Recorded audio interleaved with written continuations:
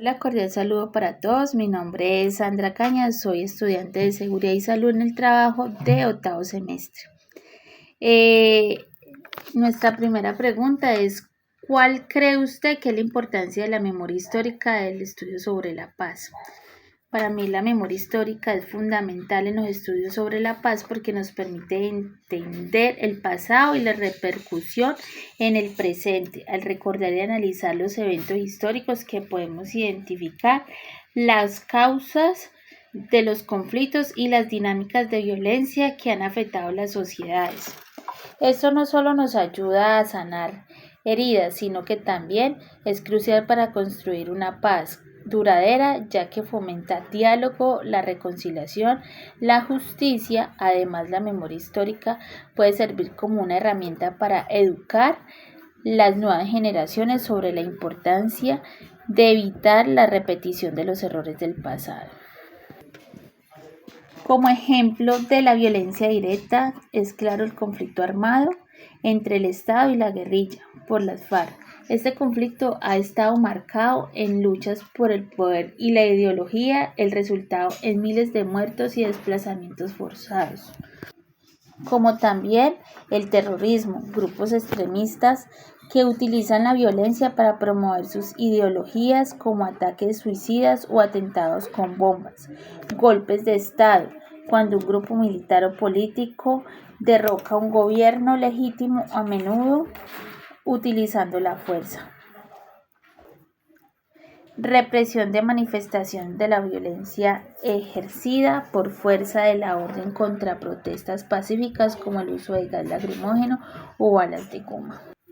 Asesinatos políticos, el asesinato de líderes políticos, activistas o periodistas que se oponen en un régimen que busca promover cambios. El conflicto armado, guerras civiles donde los diferentes grupos luchan contra el control de los políticos como en Siria o en Colombia.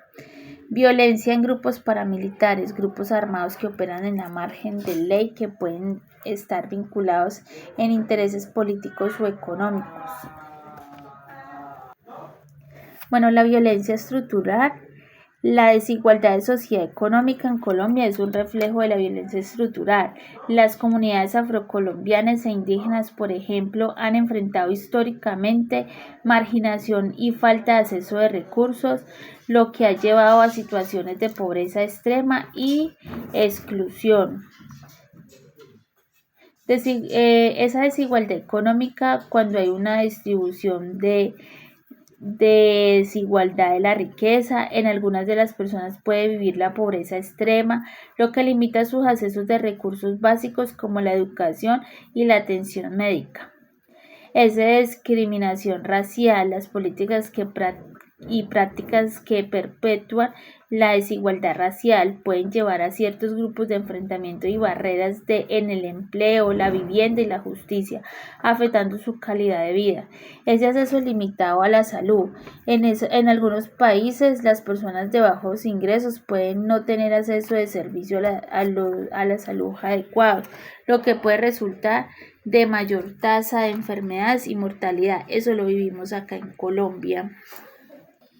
La educación desigual, las diferencias en la calidad de la educación entre diferentes áreas geográficas o grupos socioeconómicos que pueden perpetuar ciclos de pobreza y limitar las oportunidades del desarrollo profesional y personal.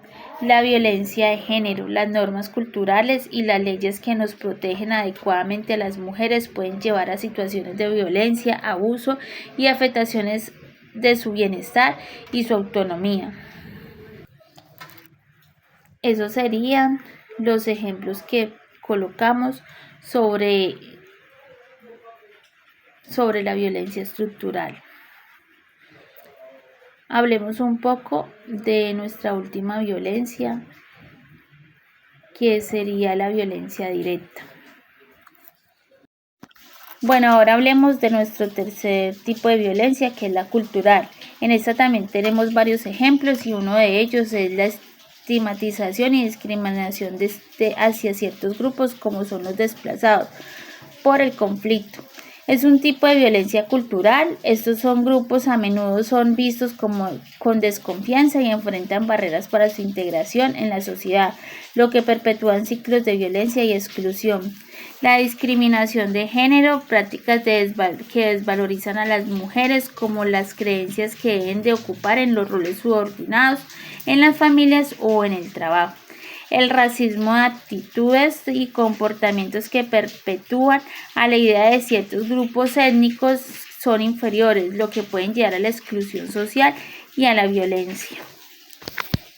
Esos son ese tipo de... También tenemos otros como son la estigmatización de la diversidad sexual, la idea de que las personas del LGBT son menos válidas y dignas de respeto, lo que puede resultar de la violencia física o emocional. Las tradiciones perjudiciales, prácticas culturales que pueden causar daños como la mutilación genital femenina o el matrimonio infantil, que son justificadas por las normas culturales. La xenofobia, actitudes hostiles hacia las personas de otras nacionalidades o culturales.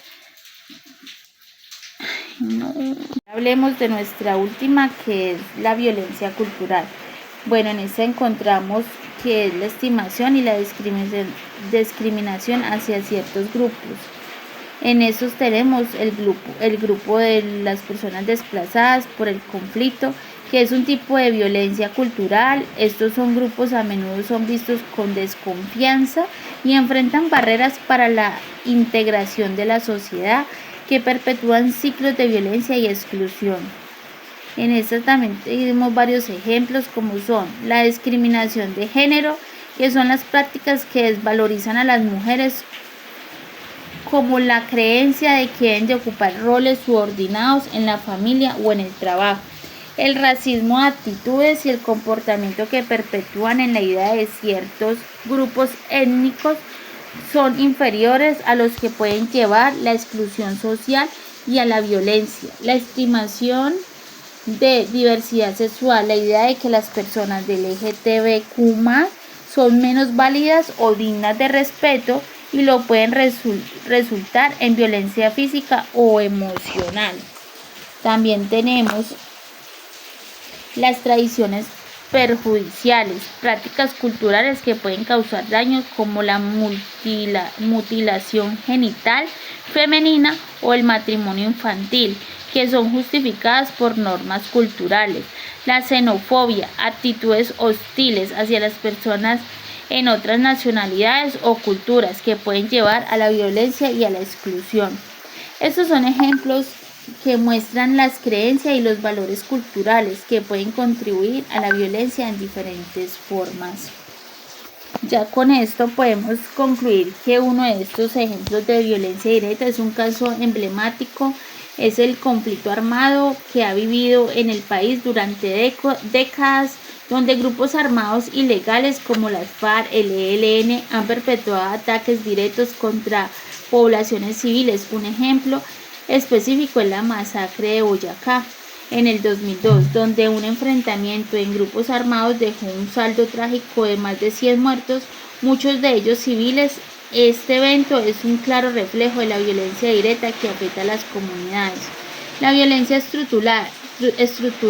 Este tipo de violencia se manifiesta a través de la desigualdad sociales y económicas. Casos representativos es el acceso limitado en el Chocó, una de las regiones más pobres de Colombia, y la falta de infraestructuras y recursos que han llevado a muchas comunidades que no tengan acceso a servicios básicos, lo que perpetúa un ciclo de pobreza, exclusión. A esta situación es un claro ejemplo de cómo las estructuras sociales pueden generar violencia de manera indirecta. La violencia cultural. Este tipo de violencia se refiere a las actitudes y creencias que justifican y normalizan la violencia. Un caso que ilustra esto es la persistencia de la violencia de género en Colombia. A pesar de que los avances de la legislación, muchas mujeres siguen siendo víctimas de violencia física y psicológica en sus hogares. La cultura machista que prevalece en algunas de las regiones del país que contribuyen a estas situaciones, sean minimizadas o justificadas. lo que perpetúan un ciclo de violencia que afecta a las mujeres y a la sociedad en general. Bueno, entonces con esto podemos concluir. Esta es nuestra conclusión general, que es un conjunto de estos tres tipos de violencia que revelan la complejidad en los conflictos en la sociedad, y como la colombiana y la violencia directa, la estructural y la cultural, no solo son interrelacionadas, sino que también requieren un enfoque integral para su comprensión y abordaje. Para construir una paz duradera es fundamental reconocer y desmantelar una estructura de desigualdad, las creencias que perpetúan la violencia, así como trabajar la sanación de las comunidades afectadas por la violencia directa. Solo a través de un enfoque holístico se podrá avanzar hacia la sociedad más justa y específica. Muchas gracias.